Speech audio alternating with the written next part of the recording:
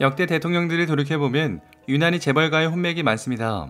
전두환 전 대통령은 동아은그룹, 그리고 포스코 박태준 회장과 사돈을 맺었고, 이명박 대통령은 한국타이어와 이어져 있죠. 그리고 성경그룹의 장남 최태원 회장은 노태우 대통령의 딸 노수연과 청와대 영빈관에서 화려한 결혼식을 올립니다. 세간에서는 이에 대해 정경유착의 대표적인 사례로 꼽으면서 노 대통령의 도움으로 성경그룹이 성장했다고 추정합니다. 실제 섬유회사 했던 SK그룹은 두 차례에 걸쳐 크게 비약하는데, 첫 번째는 공기업 대한석유공사의 인수였죠. 당시 유공의 매출액은 성경의 10배가 넘었기 때문에 성경이 유공의 인수자로 선정되자 새우가 고래를 먹었다는 평이 나왔었죠. 성경은 유공의 인수 이후 재계 세월이 크게 뛰었고, 이러한 인수 과정에서 노 전 대통령이 연관되었다는 여러 증언이 있습니다. 이들은 본래 유공이 삼성의 몫이었는데 노태우의 도움으로 막판에 성경그룹으로 바뀌었다고 주장하고 있죠. 두 번째는 이동통신 사업으로 노태우 대통령은 한국이동통신을 민영하기 전 제2이동통신 사업자를 선정하기로 했고, 성경그룹이 최종 사업자로 선정됩니다. 이에 사돈기업에 대한 특혜 의혹이 거세게 일자 성경그룹은 일주일 만에 포기를 선언했고, 이는 오히려 전화위복이 됩니다. 1994년 성경은 한국이동통신을 인수하고 이후 신세계통신을 인수하면서 국내 제1의 이동통신 사업자가 되었었죠. 이러한 여러가지 이유로 노소영 관장은 이혼 소송에서 재산 형성의 기여도가 크다고 주장하고 있습니다.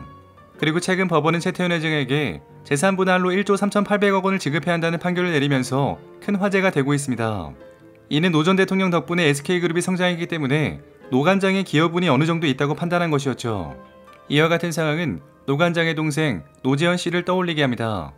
노태우의 아들 노재현 씨 또한 재벌가의 딸과 결혼식을 올렸는데, 둘이 이혼을 하게 되면서 두 집안은 악연이 되었고, 노태우 전 대통령의 비자금이 이슈로 떠오른 적이 있죠. 자, 오늘은 노태우 전 대통령의 또 다른 사돈기업 신동방그룹 이야기를 준비했습니다. 이야기 시작합니다. 맑고 신선한 해표 식용유. 누구나 한 번쯤은 들어봤을 이 문구는 해표 식용유의 광고 슬로건으로 이 제품의 역사는 신동방그룹에서 시작됩니다.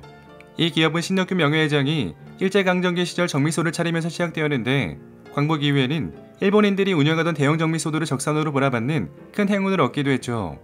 그리고 1966년 신 회장은 동방유량을 설립하고 해표 식용유를 발매하며 식품 사업에 진출합니다. 당시는 국민소득이 크게 향상되며 집집마다 식용유가 자리잡기 시작, 오히려 제품 공급이 모자라는 현상이 벌어지기도 했죠. 그리고 해표 식용유는 신선한 콩기름으로 인정받으며 큰 인기를 끌었고, 해표는 그야말로 식용유의 대명사가 됩니다. 그리고 1989년 창업주 아들 심영수 회장은 아버지로부터 경영권을 물려받고 동방유량의 총수에 오릅니다. 과거 이 기업은 보수적인 경영으로 식품업을 고집해왔는데, 당시 현직 대통령이었던 노태우 대통령과 사돈을 맺은 이후 활발하게 사업 다각화를 추진했고, 제2의 창업을 선언하며 사명을 신동방그룹으로 바꿉니다. 노태우 대통령은 재임 당시 자녀들을 재벌가 자녀들과 결혼시키며 큰 화제를 모읍니다. 먼저 노소영 관장이 SK 최태원 회장과 결혼식을 올렸고, 이후 노재현 씨는 신동방그룹 회장의 장녀 정화 씨와 결혼했죠. 당시 정화 씨는 큰 주목을 받았는데, 연예인 못지않은 아름다운 외모의 재벌가의 장녀, 그리고 서울대를 졸업한 지성, 그야말로 모든 것을 갖춘 여인이었죠. 노재현 씨는 이후 미국에서 변호사 자격증을 취득하며 국제 변호사로 활동했고, 아내 정화 씨 역시 남편을 따라 해외로 돌아다니며 사람들의 시선에서 점차 멀어져 갑니다. 그리고 국민들의 시선은 대통령의 사돈기업이 된 신동방그룹으로 쏠렸는데, 앞으로 대통령을 발판 삼아 사세를 키울 것이라는 전망이 많았었죠. 실제 신동방그룹은 증권업과 유통업 등 사업 다각화를 시도하였으며, 일각에서는 대통령의 비자금 관리자로 불리는 등 그 위세는 어마어마했죠. 그러나 이에 대해 신동방 측은 오히려 대통령과 사돈을 맺으면서 기업의 성장에 제동이 걸렸다고 주장합니다. 결혼식 이후 정부에서는 정치적 특혜 시비를 예방한다는 차원에서 친인척 밀착 감시가 시작되었고, 이는 정상적인 기업 활동까지 힘들게 했다고 말하고 있죠. 그리고 김영삼 정부가 들어선 후 정부는 노태우 전 대통령의 비자금이 신동방그룹으로 흘러갔다는 사실을 공개합니다.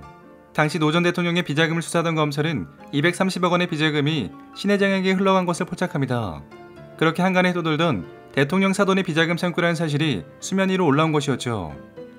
이러한 오명을 뒤집어쓴 신동방그룹은 오히려 무리하게 사업을 벌이게 되는데, 바로 미도파 백화점 인수를 추진한 것이었죠. 미도파 백화점은 과거 3대 명품 백화점으로 이름을 알렸는데, 이 백화점을 소유하던 대농그룹은 재계 30위권에 이름을 올리고 있었습니다.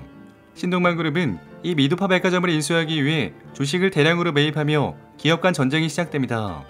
이러한 전쟁으로 미도파의 주가는 가파르게 상승했는데, 이 상황에서 신동방은 끝까지 고를 외치며 결국 1,000억 원의 자금을 쏟아붓게 됩니다.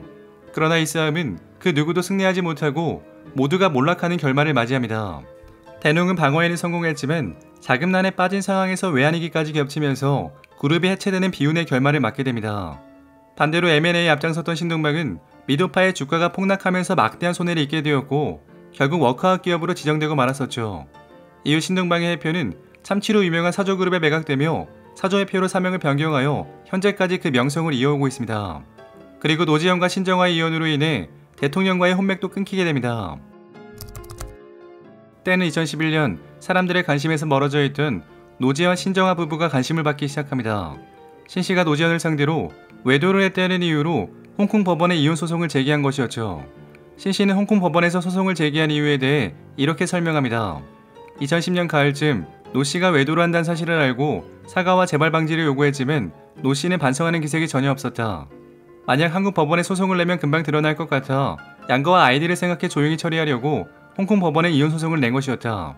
그런데 이처럼 홍콩에서 이혼 소송이 진행되었지만 노지현 씨는 도리어 서울 가정법원에서 신 씨를 상대로 별도의 이혼 소송을 제기합니다.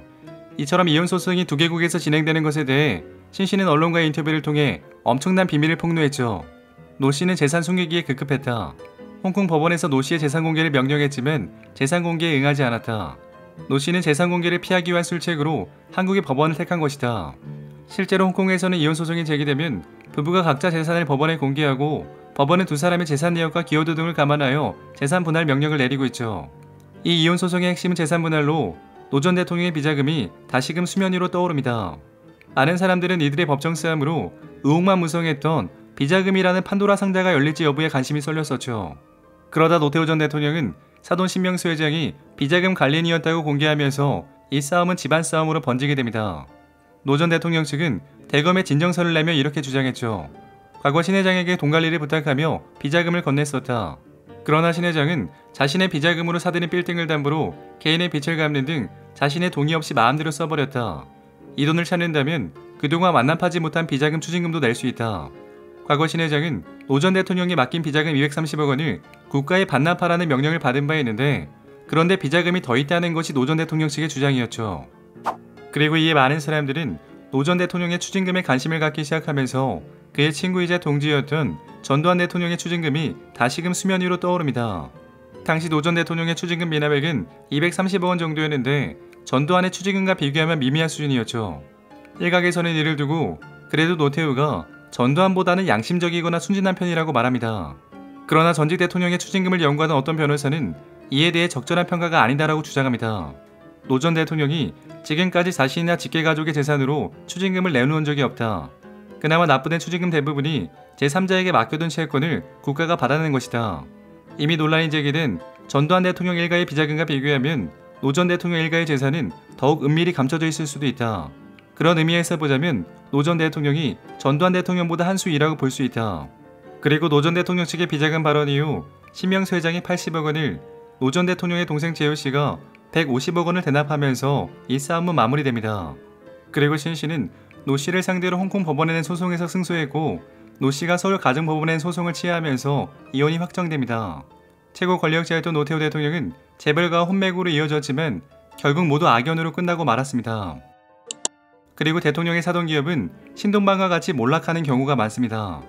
먼저 전두환 대통령의 사돈기업인 동아연그룹은 무리하게 사업을 확장하다가 해체되었습니다.